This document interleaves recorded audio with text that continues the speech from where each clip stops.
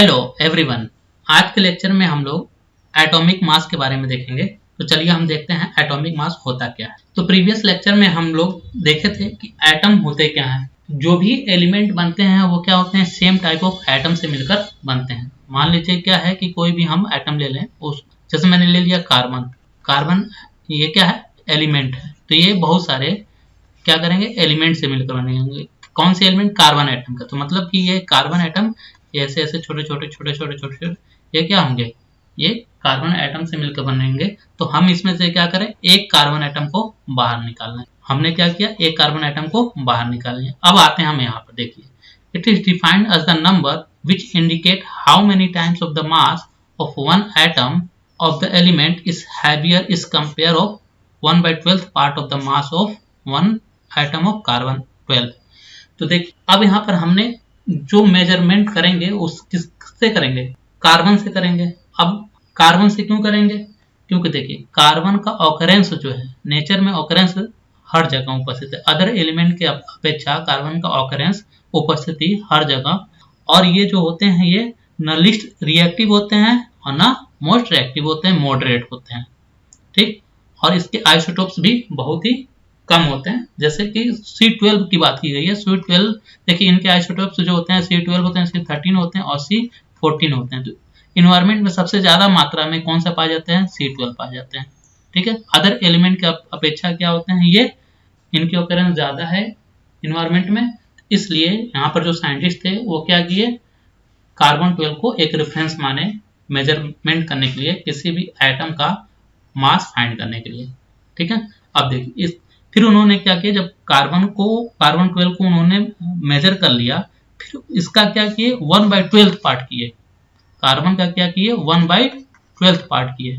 ठीक है, और फिर उससे कंपेयर किए अदर एटम से कंपेयर। तो देखा क्या गया कि कार्बन का 1/12 पार्ट करने के बाद से वह एक हाइड्रोजन एटम के बराबर मालूम चला। एक हाइड्रोजन एटम के बराबर, कौन सा, 1/12 पार्ट ऑफ कार्बन किया गया तो एक हाइड्रोजन के बराबर देखा गया।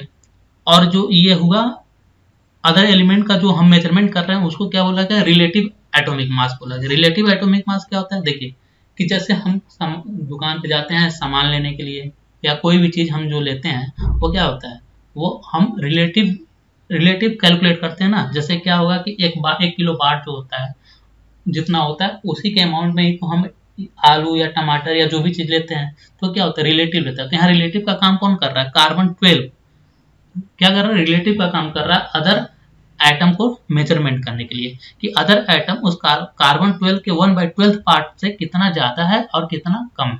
इससे हम रेफरेंस मानना है। ठीक है, तो यहाँ पे देखिए, तो रिलेटिव एटॉमिक मास क्या होता है, मास of one atom of element. किसी भी एलिमेंट का वन एटम किसे डिवाइड करेंगे, 1/12 part of mass of one atom of carbon. तो वो क्या कहलाता है, रिलेटिव एटॉमिक मास कहलाता है। बात समझ में आया, यहाँ किसी भी एलिमेंट का एक आइटम ले लेंगे और किसे डिवाइड करेंगे, कार्बन के 1/12 पार्ट से हम डिवाइड कर रहे हैं तो वो क्या कहलाता है, रिलेटिव एटॉमिक मास कहलाता है। और क्यों कार्बन लिया गया है, क्योंकि कार्बन की उपस्थिति हर जगह अवेलेबल है। ठीक है, इसके जो आइसोटॉप्स होते हैं, ठीक है, उसमें अधिक मात्रा में क्या मिलता है, कार्बन मिलता है। मतलब 99% जो C12 जो कार्बन होता है वो उपस्थित है नेचर में। और जो कार्बन होता है वो क्या होता है, बहुत ज्यादा रिएक्टिव भी नहीं होता है, बहुत कम भी रिएक्टिव, मॉडरेट होता है। ठीक है, इसलिए कार्बन को हम लोग यहाँ पर रेफरेंस, साइंटिस्ट के द्वारा रेफरेंस माना गया। तो इतनी बात समझ में आ गया कि एटॉमिक मास में होता क्या है, कि अदर चीजों में जैसे कि हम रियल लाइफ में देखते हैं कि एक मतलब हम जो मेजरमेंट करते हैं तराजू से कि इतना मान लेते हैं कि 1 किलो इतनी वैल्यू है, ये सब कहाँ है। जो SI सिस्टम है उनको द्वारा दिया गया है कि 1 किलो ये है, या टेम्परेचर को केल्विन में मेजर करते हैं। उसी तरह से जो एटम होते हैं उनको मेजर करने के लिए हमें यहाँ पर रेफरेंस किसको लिया गया, कार्बन 12 को लिया गया, जिसका 1/12 पार्ट से कंपेयर किया गया किसी भी अदर एलिमेंट के एटम से, कि वो अदर एटम कार्बन के 1/12 पार्ट से कितना ज्यादा है या कितना कम है। ठीक है, ये जैसे कि अब SI यूनिट में जो हमारा मेजरमेंट सब रखा हुआ है उसमें भी थोड़ा भी बदलाव होगा तो हमारा जो मेजरमेंट की चीजें हैं वो सब चीज बदल जाती हैं। जैसे कि आज के डेट में क्या है कि अगर 1 किलो मैं आम लूँ, आम का सीजन भी चल रहा है, आम लूँ तो उस पर 4 आम चढ़ता है। ठीक है, 4 से 5 चढ़ता है, अगर मैं 1 किलो के जगह पे थोड़ा सा उसकी अमाउंट बढ़ा दूं तो पता चलेगा आम 10 चढ़ जाएगा, तो सारा सिस्टम बदल जाएगा। ठीक है, तो उसी तरह से केमिस्ट्री की लाइफ में हम जब एटम का मेजरमेंट करते हैं, एटॉमिक मास का मेजरमेंट करते हैं, तो हम रेफरेंस किसका लेते हैं? कार्बन 12 का रेफरेंस लेते हैं, क्योंकि कार्बन 12 जो होता है वो क्या होता है, नेचर में उपस्थित है 99% में। ठीक है, और ये लेस मॉडरेट रिएक्टिव होते हैं। ठीक है, ना बहुत ज़्यादा लेस रिएक्टिव होते हैं, ना मोस्ट रिएक्टिव होते हैं। ठीक है, ना बहुत ज़्यादा मोस्ट रिएक्टिव होते हैं, ना बहुत ज़्यादा लिस्ट रिएक्टिव होते हैं, ये मॉडरेट होते हैं। इसलिए क्या लिया जाता है, कार्बन 12 का यूज किया जाता है, जिसका 1/12 पार्ट किया जाता है। ठीक है, तो रिलेटिव एटॉमिक मास क्या होता है कि मास of one atom of element divided 1/12 part of mass of one atom से डिवाइड करते हैं, तो रिलेटिव एटॉमिक मास बोला जाता है। तो रिलेटिव समझ में आ गया होगा कि एटॉमिक मास क्या होता है, ये भी समझ में आ गया होगा। तो चलिए अब आगे देखते हैं। यहाँ देखिए, तो the quantity 1/12 mass of atom of C12 is known as atomic mass unit.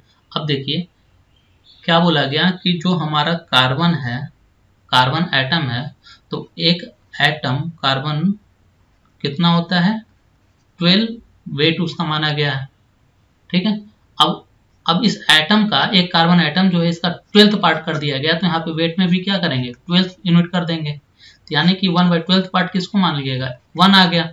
1 unit को वहां पर क्या मान लिया गया, इसको रेफरेंस माना गया, इसी को क्या बोला गया, AMU बोला गया। अब इसको हम समझाते हैं। AMU क्या होता है, एटॉमिक मास यूनिट बोला गया। यानी कि कार्बन का 1/12 पार्ट जो होगा उसको क्या 1 यूनिट माना गया, जिसको एक रेफरेंस माना गया, AMU बोला गया। ठीक है, जैसे यहाँ पे देखिए, a quantity 1/12 mass of atom of carbon 12 is known as atomic mass unit। अब देखिए, sense mass of one atom of carbon 12, एक एटम कार्बन का मान कितना होता है, इतना ग्राम होता है। ये मेजर किया गया कि ग्राम में, कि कार्बन एटम जो C12 का होता है उसका ग्राम में इतना वेट होता है। ठीक है, अब देखिए उसका 1/12 part of mass of one atom, अब वन उस एटम का, इस एटम का 1/12 पार्ट कर दिया गया। ठीक है, तो कितना होगा, यानी कि इसमें हम क्या करेंगे, 12 से डिवाइड कर देंगे, तो हमारा निकल के कितना है 1.67 इंटू 10⁻24, जो जिसकी वैल्यू बहुत ही छोटी है, मतलब हजारों करोड़, बिल्कुल एकदम मतलब छोटा है, जिसको हम काउंट ही नहीं कर सकते हैं। इतना बराबर क्या होगा, AMU बोला गया, एटॉमिक मास यूनिट बोला गया, वही यहाँ पर लिखा गया। तो quantity 1/12 mass of atom of C12 is known as atomic mass unit. तो समझ में आ गया कि सेंस। आप देखिए, एक कार्बन का जो एटम होता है, एक एटम ऑफ कार्बन जो होता है उसकी वैल्यू क्या होती है, 1 इतना होता है, इतने ग्राम में होता है। ठीक है, अब इतने ग्राम में होता है तो उसको हम क्या किए, 1/12 से डिवाइड कर दिए, तो हमें मालूम चल गया क्या, 1/12 part of mass of one atom मालूम चल गया। अब इसको हम केजी में, अगर ये मेरा है, इसको हम केजी में करेंगे तो क्या होगा कि हमारा क्या हो जाएगा, 1.67 इंटू 10⁻27 केजी हो जाएगा। ठीक है, अब इसी को हमने जो ग्राम में, इसी को हमने क्या मान लिया, 1 AMU मान लिया। इतनी बात समझ में आ गया कि हमारा 1 AMU बराबर क्या होता है, इतना ग्राम होता है। अब नेक्स्ट देखते हैं, देखिए अब ये लिखा गया, it may be noted that the atomic mass are the relative atomic, जो एटॉमिक मास होता है क्या होता है, रिलेटिव एटॉमिक मास होता है, and not the actual mass of, मतलब एटम का वो एक्चुअल मास नहीं होता है, और क्या होता है, रिलेटिव एटॉमिक मास होता है। ठीक है, this masses on the atomic mass scale are expressed in term of atomic mass unit, उसको क्या बोला गया, एटॉमिक मास यूनिट बोला गया, जिसको हम AMU से लिखते हैं। और आज के समय में हम AMU को AMU नहीं लिख करके उसके जहाँ पे क्या लिखते हैं, यूनिफाइड मास लिखते हैं, यानी कि U से रिप्रेजेंट करते हैं। बात समझ में आया? अब यहाँ पे देखिए, 1 atomic mass unit AMU is equal to 1/12 of the mass of atom C12 isotope. अभी मैंने इसकी बात की थी कि जो C12 लिया गया है आइसोटोप, इससे हम मेजर करते हैं, ना कि C13 ना C14 से, क्योंकि इसके आइसोटोप्स क्या है, C13 और C14 भी इसके आइसोटोप्स हैं, लेकिन उसकी नेचर में जो मात्रा होती है बहुत ही कम है, और C12 की मात्रा ज़्यादा होता है, और ये इसकी उपस्थिति हर मैटर में है। ठीक है, और ये ना ही बहुत ज़्यादा लेस रिएक्टिव है, ना बहुत ज़्यादा मोस्ट रिएक्टिव, मॉडरेट है। ठीक है, इसलिए इसको हम साइंटिस्ट जो थे वो उसका मेजर कर, कार्बन को एक रेफरेंस माने। ठीक है, अब देखिए, जब कार्बन का हम 1/12 पार्ट किए, यानी कि एक कार्बन एटम है, ये कार्बन एटम है, इसका 1/12 पार्ट किए, ये किसके बराबर देखा गया, एक हाइड्रोजन एटम के बराबर देखा गया, एक हाइड्रोजन एटम के वैल्यू के बराबर देखा गया। ठीक है, अब इसी तरह से जो ऑक्सीजन है, ऑक्सीजन की वैल्यू देखा गया कितना, 15.99 16 AMU देखा गया। तो ऑलमोस्ट क्या है, 16 AMU के बराबर है।